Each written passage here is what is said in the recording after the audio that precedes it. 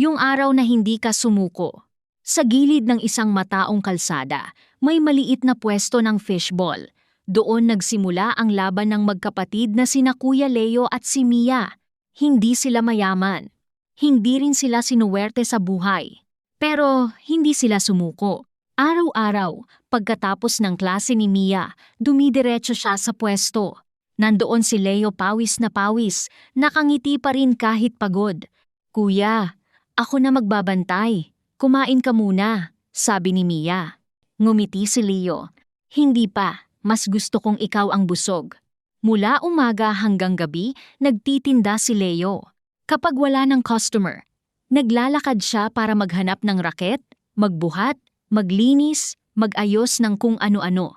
Lahat gagawin niya. Hindi para yumaman, kundi para masigurong tuloy ang pag-aaral ni Mia. Isang araw umuwi si Mia na tahimik. "Kuya," mahina niyang sabi, "may kailangan daw bayaran sa school. Kung hindi ako makakapag-exam." Napahinto si Leo. Alam niyang wala na silang pera. Pero ngumiti pa rin siya. "Sige, ako na bahala." Kinagabihan, hindi na umuwi si Leo agad. Umabot ng madaling araw. Nang dumating siya, pagod na pagod, may pasa ang braso. "Kuya, anong nangyari?" Nag-aalalang tanong ni Mia. "Wala to, nadulas lang, sabay abot ng pera." "Oh, bayaran mo na."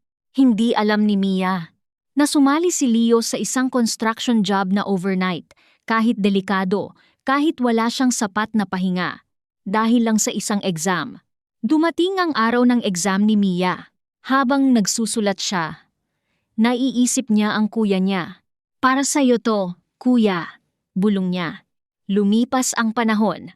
Unti-unting nagbunga ang lahat ng sakripisyo. Naging consistent honor student si Mia, hanggang sa nakakuha siya ng scholarship sa college. At dumating ang pinakahihintay na araw, graduation.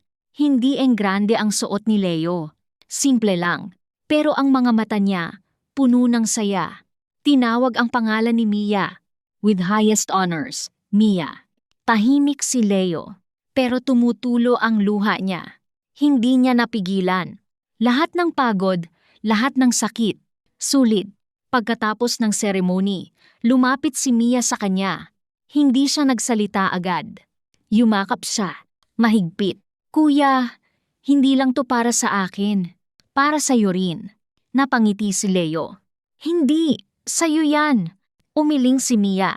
"Hindi mo ba alam?" Hinawakan niya ang kamay ng kuya niya magaspang, puno ng peklat. "Kung hindi dahil sa'yo, wala ako dito." Lumipas ang ilang taon. Si Mia na ang nagtatrabaho, may maayos na buhay, may kakayahan ng tumulong. Isang araw, dinala niya si Leo sa isang maliit na pwesto. "Kuya, tandaan mo to? Yung dati nilang tindahan ng fishball. Ngayon, inayos na. Mas maayos, mas malaki. Sa atin na to," sabi ni Mia. Napatigil si Leo.